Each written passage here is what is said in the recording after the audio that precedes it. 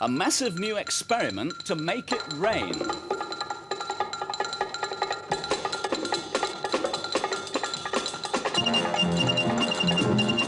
Hello again, it's nice to be back with you after our day off yesterday because of the budget. And tonight we begin with news about rain. The biggest experiment ever to make it rain when we want it to is now, soon to begin rather, in central Spain. It's just one part of a huge plan by the United Nations to study the weather on Earth more accurately than ever before. And for the next 5 years, they've chosen 10,000 square kilometres in Spain as the stage for their new project. It's the ideal country, they say, partly because it doesn't usually rain there a great deal, and partly because scientists have already been recording weather changes there for some time. Now, experts from almost every country in the world will get together to try and make it rain. Although this has been tried before, it's never been done on such a grand scale.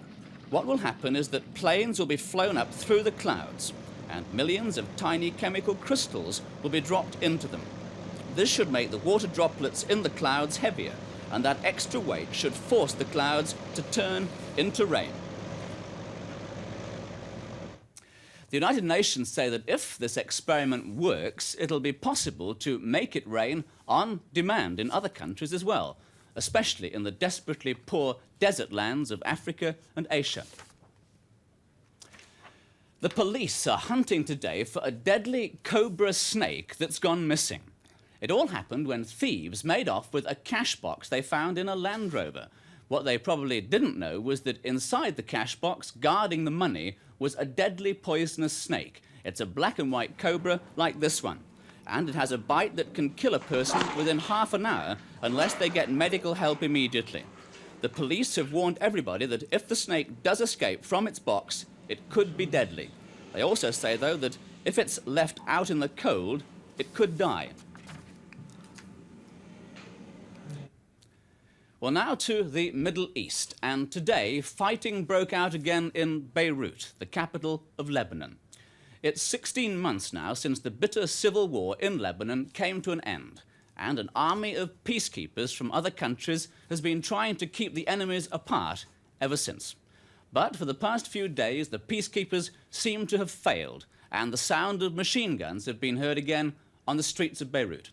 This is the latest chapter in the sad story of Lebanon, a country which in recent years has had a vast amount of tragedy, and it's only a very small place. How small? This is a map of Britain, and Lebanon would take up about the same space as northwest England. But despite its size, Lebanon was a very important trading centre in the Middle East until the civil war broke out. Now the country is controlled by foreign soldiers.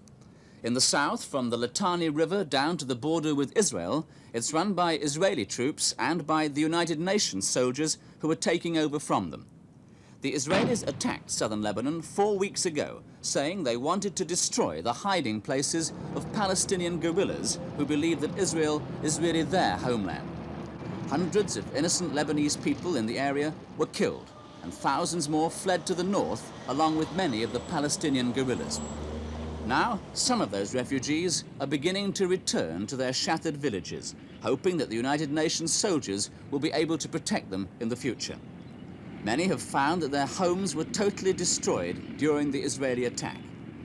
Villages like this in southern Lebanon had escaped the worst of their country's civil war, only to suffer now because their land had been sheltering the enemies of their neighboring country, Israel. Further north, another army from a number of Arab countries tries to keep the peace that ended the civil war, and until the last few days, it's been succeeding. During that war, 60,000 people were killed, and none of the problems was solved. The trouble erupted because of the differences over politics and religion in the country, and they are still there. Slowly, much of the war-damaged areas in Beirut are being rebuilt, and life seems to be returning to something like normal. There may be plenty of food in the shops, but there are all kinds of problems. For instance, many children have to miss school for days at a time because the journey from home may not be safe.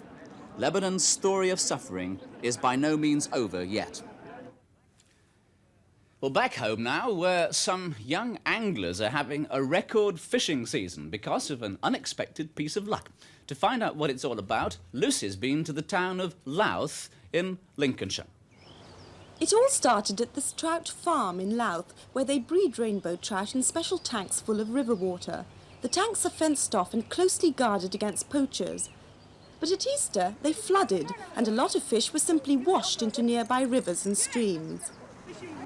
Most of the fish ended up in this stream that runs alongside the trout farm, and this is where many of the local children come to fish. Now, they tell me that normally all you can catch here are tiddlers. That's very small fish that you have to throw back into the river anyway.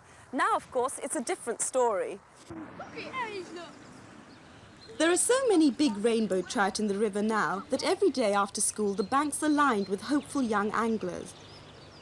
And they found out that the fish can earn them extra pocket money.